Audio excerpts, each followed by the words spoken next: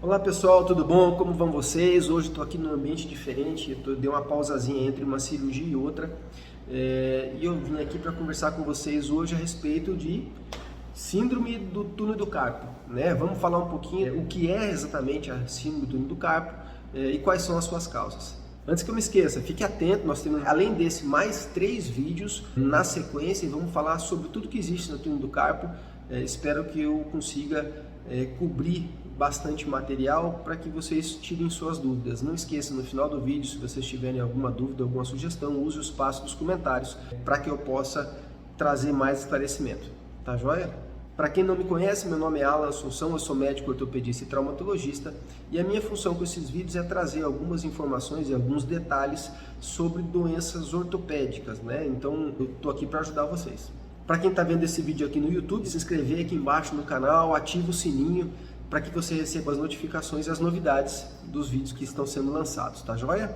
E eu tenho uma pergunta para você, primeira coisa que eu vou perguntar. Você que já foi diagnosticado com síndrome do túnel do carpo, você sabe aonde é o túnel do carpo e o que é esse tal de túnel do carpo? O túnel do carpo é uma estrutura anatômica que fica nessa região aqui, um pouco mais profundo nessa região, e ele fica localizado nessa região mais ou menos aqui. Então, no túnel do carpo, ele é um túnel realmente, imagina um túnel daqueles que passa o trem no meio. Você tem duas paredes que são formadas por osso, um assoalho embaixo também formado por osso, então nós temos uma letra U formada por osso e em cima nós temos um ligamento chamado ligamento transverso do carpo. Um detalhe sobre esse ligamento, ele não é expansível, ele não é elástico, ele é rígido, bastante duro inclusive. Dentro desse túnel, dentro dessa estrutura inextensível, existe a passagem de algumas outras estruturas anatômicas que são tendões, na verdade são 9 tendões flexores e um único nervo, chamado nervo mediano. Lembra desse nome? Ele é muito importante na síndrome do túnel do carpo. Doutor Alan, a síndrome do túnel do carpo, ela acontece da mesma forma para todo mundo? Não. De maneira semelhante, nós temos que ter a compressão do nervo, mas a síndrome do túnel do carpo vai ser causada por diferentes episódios ou por diferentes doenças ou situações, e ela pode se manifestar através dos seus sintomas, que é o que o paciente sente, ou os sinais que apresenta, que é aquilo que o médico consegue identificar e diagnosticar. Então isso vai ser diferente em cada paciente, então a origem é diferente. E a maneira que a síndrome se manifesta é diferente em cada pessoa também, pode ser. Doutor Alan, o que acontece com a anatomia nessa região quando acontece a síndrome do túnel do carpo?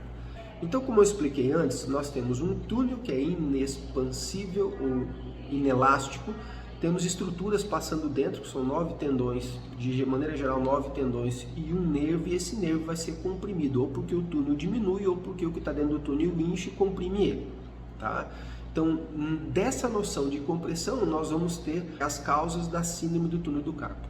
Uma das causas que podem ter são as causas genéticas. Por exemplo, ou a pessoa ela tem naturalmente um túnel mais estreito, o túnel é mais fechadinho, então as estruturas que estão lá dentro elas estão sujeitas a mais compressão, ou uma compressão menor vai causar a síndrome do túnel do carpo. Uma outra alteração genética que pode ter é o aparecimento, em vez de 9 tendões, 10 tendões, por exemplo. A pessoa tem uma variação genética que produz um tendão a mais. Então esse tendão é mais um tendão que pode inchar, edemaciar e apertar o nervo.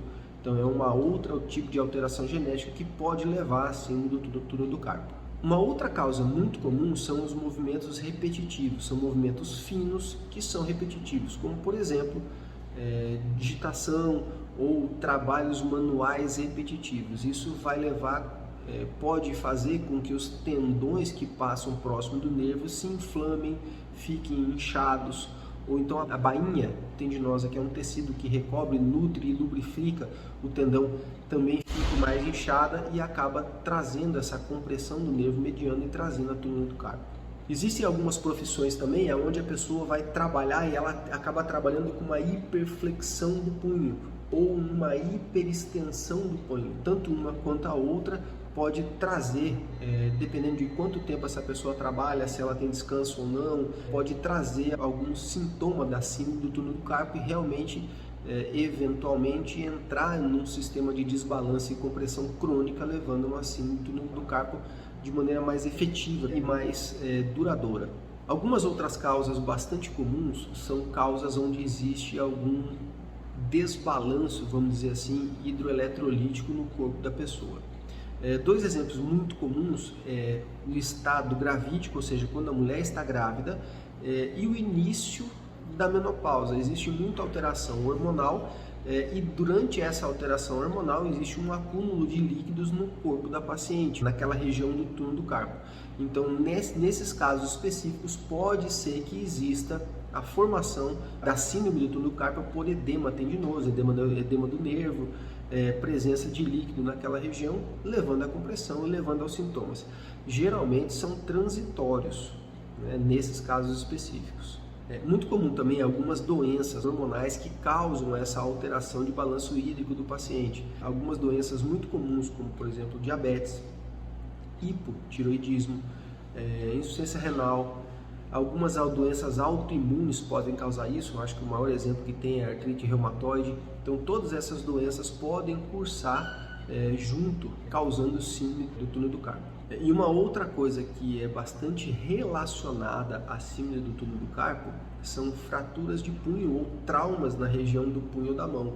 Então, quando você tem fraturas, por exemplo, a fratura mais comum de punho é a fratura de Colles, que faz um desvio, e quando ela é tratada de forma conservadora com gesso, onde você reduz, bota a mão numa posição de flexão e desvio ulnar, que é a posição correta para se deixar esse gesso, existe uma complicação que é frequente com o uso do gesso, que é a formação da síndrome do túnel do carpo tardia. Vai acontecer mais ou menos entre 6 semanas até 6 meses após o tratamento com gesso. Isso pode permanecer depois, né? Principalmente se você deixar alguma deformidade ou se esse osso consolidar não bem no lugar dele, se ele ficar mais encurtado ou desviado um pouquinho. Isso pode levar a síndrome do túnel do carpo. Bom, eu acho que deu para aprender um pouquinho sobre o túnel do carpo, como é que acontece, né? Quais são as principais causas. 95% das causas estão dentre essas que eu falei, né? E a gente consegue tratar de uma maneira muito eficaz. Esse foi o primeiro vídeo da série, nós temos mais 3 ainda, então fique ligado que eu vou falar desde das causas, vou falar o que o paciente sente, como é que nós fazemos o diagnóstico, qual é o tratamento, né? Vou falar qual é o resultado dos tratamentos. Então se liga na série, acompanha aqui e eu espero que você tenha gostado do nosso vídeo hoje, tá certo? Se você tiver alguma dúvida, alguma sugestão, use o espaço dos comentários para fazer isso, tá joia? Um abraço e até o próximo vídeo.